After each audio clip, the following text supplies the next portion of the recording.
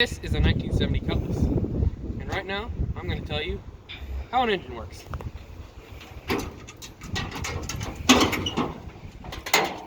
Now this is an Oldsmobile 455. It is carbureted, which carburation happened before 1980s, we'll say. So this engine runs off of carburation. The carburetor, which is this, allows for the fuel and the air to come into the engine. The air and fuel mixture, which we typically want at 14:1, goes through the intake into the cylinder heads, which are right here and here, under the valve covers. Now, in the engine, we have pistons. The pistons are going up and down all the time. The air is allowed to get into the cylinder that the piston is in through the camshaft. Now that's too much information, but that's a little bit. Now, this fuel and air mixture goes into the cylinder, drawn by a vacuum because the piston is going down, so the air goes in.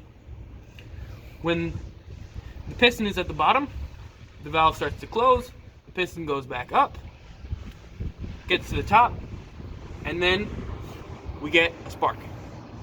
The spark fires, and the piston reels back down because of the explosive properties of the gas and air mixture.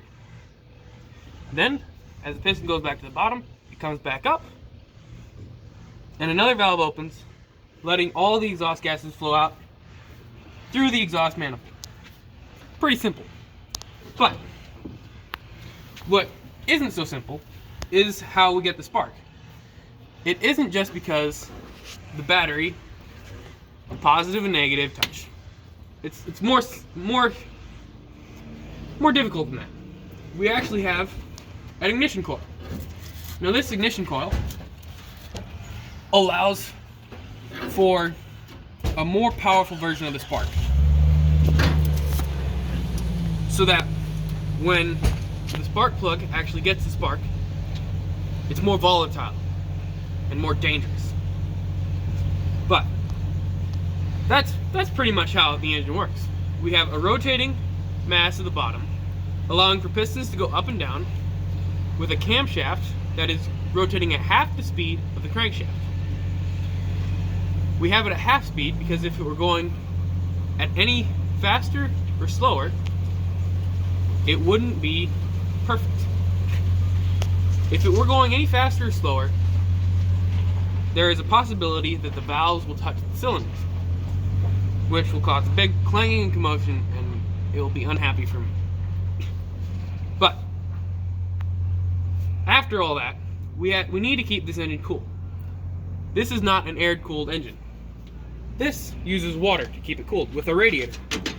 The radiator has water in it, or antifreeze. We have antifreeze because without antifreeze, if we ran straight water during the cold winters of Kansas, we would freeze. The water would freeze. The radiators would explode, and our blocks would get broken. That would not be very good. So we have all of that, the radiator and the engine. The engine's applying the heat, which we don't want.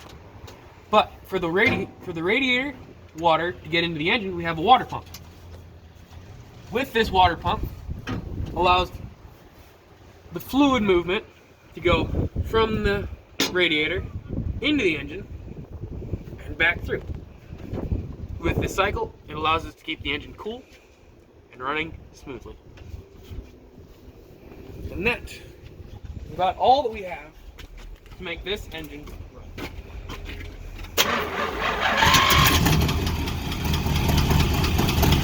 And here we have our big block